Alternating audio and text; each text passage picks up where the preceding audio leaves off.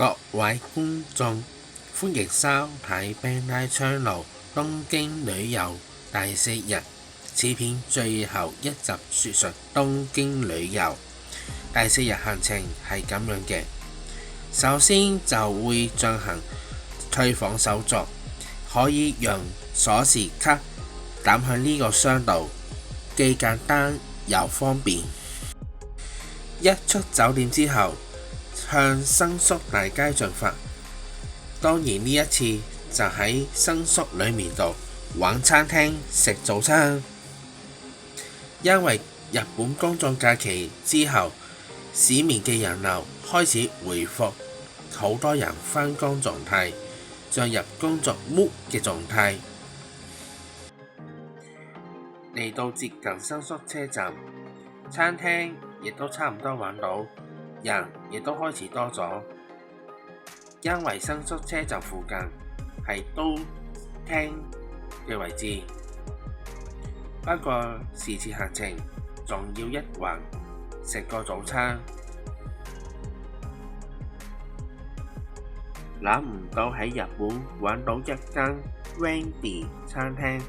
Wendy 餐廳喺香港好流行，不過去到2000年之前佢已經執咗笠，仲寫到明歡迎遊客嚟 Wendy 餐廳食嘢，仲可以用手機錄 order。樓高3層，地底可以吸煙，因此我喺地底食嘢會聞到煙味。其實 Wendy 嘅早餐唔夠麥當勞多，只有5個選擇，都係食包、薯角、咖啡奶茶同凍飲為主。呢個就係早餐樣板，大致上都係簡單嘅煙肉漢堡、薯角、汽水，就係咁樣一餐。睇個包嘅樣就唔及麥當勞靚，亦唔及摩斯漢堡靚，板上一般。新宿地下商店街都仲可以揾到類似深水埗原子特賣城嘅地方，專門售賣平價鞋為主。由新宿去淺草，在新宿站乘坐丸之內線，再喺銀座站轉乘銀座線前往。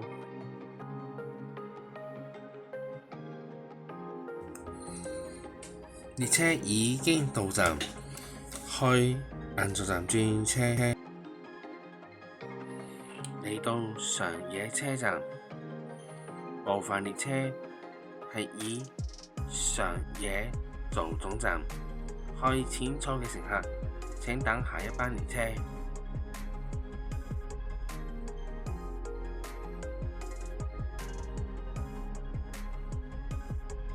淺草站嘅樣式，大名鼎鼎嘅雷門灣，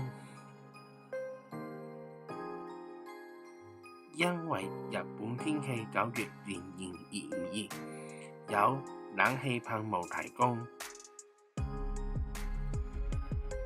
可在此購買平安符，拎返屋企或者送俾人都可以。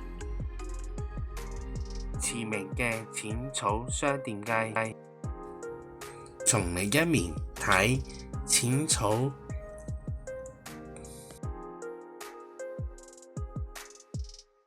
遊返去常野車站，前面就係常野動物園。常野公園原來係咁樣嘅面積就等同香港公園差唔多一樣，佢附近仲有啲藝術館同博物館咁樣。常野站元君西翼出口，前面呢就係 JR 常野站嘅範圍，有個北忍改禮，我相信呢個呢只係俾個名為主。喺 JR 常野站可算成東北本線與都江線、新手線、京濱東北線嘅列車前往日本東北地方，亦有新幹線，分別為北陸新幹線同埋上越新幹線，可在此站前往新青深圳。剛才提到呢個就係去動物園同埋美術館地方，之前所講就係去上野動物園方向。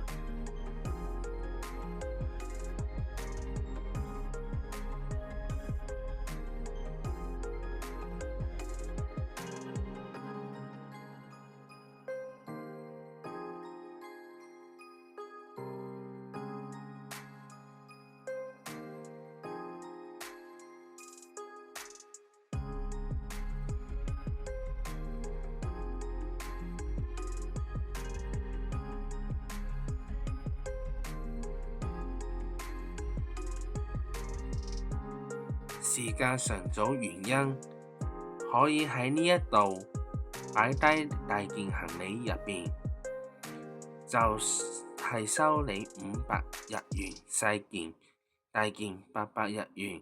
服務時間有限制，下午6時前必須領。最後一餐嘅日本午餐就喺上野車站附近食個壽司。較早之前喺個預訂餐廳網站預訂，亦都有中文顯示。呢一次嘅最後一次嘅日本東京午餐，亦都喺上野站食。首先有個湯螺壽司，除咗湯螺壽司之外呢，亦都有蒸蛋。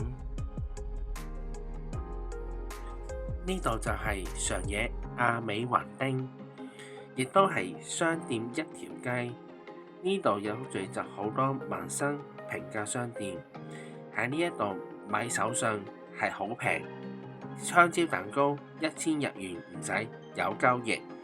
如果喺度買爆嘢同埋買爆篋嘅，可以喺呢一度買個篋就可以㗎啦，都係好平。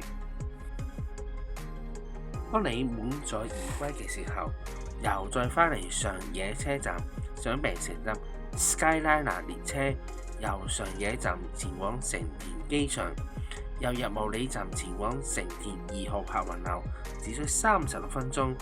呢度就係上野站嘅附近景色。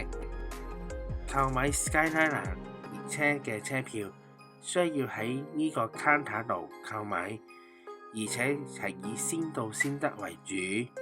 今日係平日，人數並不多，容易購買到。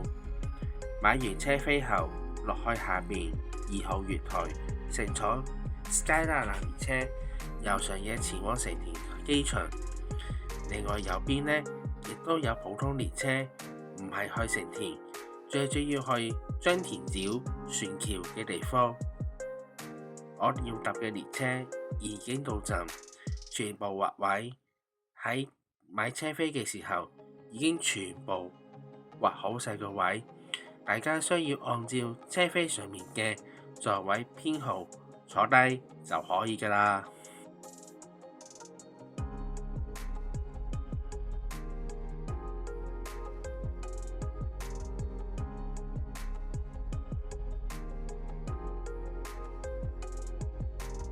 最多喺3分鐘裡面度睇架列車嘅前進方向啦，不過都係3分鐘為主。過咗印洋日本伊犁之後，到成田香港2號客運大樓之後，就會有個鏡頭俾你睇列車嘅前進方向，好短咋。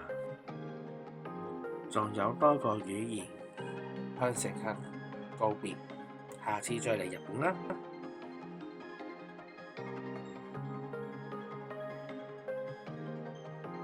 呢度係香港2號客運大樓，我所搭嘅快環航空係喺香港2號客運大樓，所以喺呢個站落車。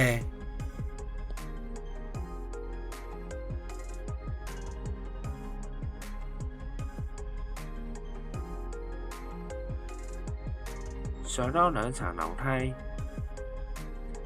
就見到出閘方面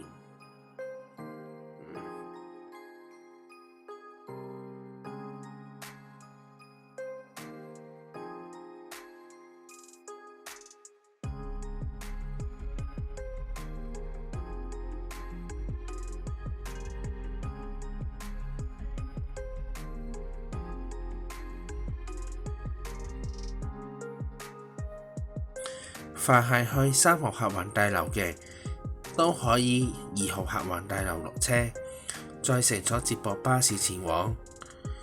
捷星亞日本航空將於2月嘅時候開辦香港至成田航線，會讓3號客運大樓。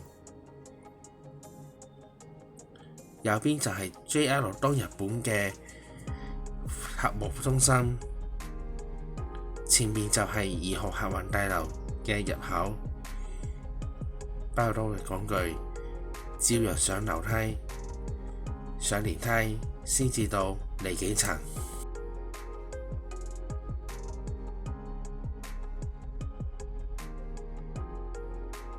呢個飛機模型真係好悠久㗎，你會見到架波音747飛機仲喺度擺住展覽。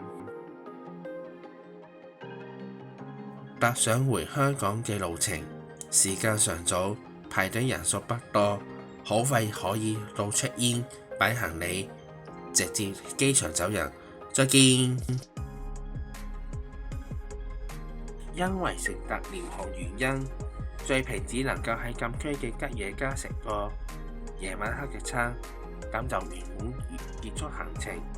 日本吉野家嘅最大嘅特色唔止食飯咁簡單，仲可以食埋拉麵、烏冬，佢哋嘅價格呢都係比較親民。如果搭廉航，記得嚟吉野家裏面度叫吉野家牛肉飯同埋拉麵，你先至可以返香港啦。唔該晒。最後真係交通上機啦，嚟到日本時間下晝5點鐘，我所搭嘅班機已經到咗成田機場，真係返香港啦。起飛之後就會見到日落嘅時間，最後攞咗夜晚9點鐘返嚟香港。返嚟香港之後呢，咁就成個日本4日3夜行程圓滿結束。最後 Bandai Channel 4日3夜日本之旅嘅 Vlog 已經全部播映完畢，下條片係會講名古屋之旅，敬請期待。再見。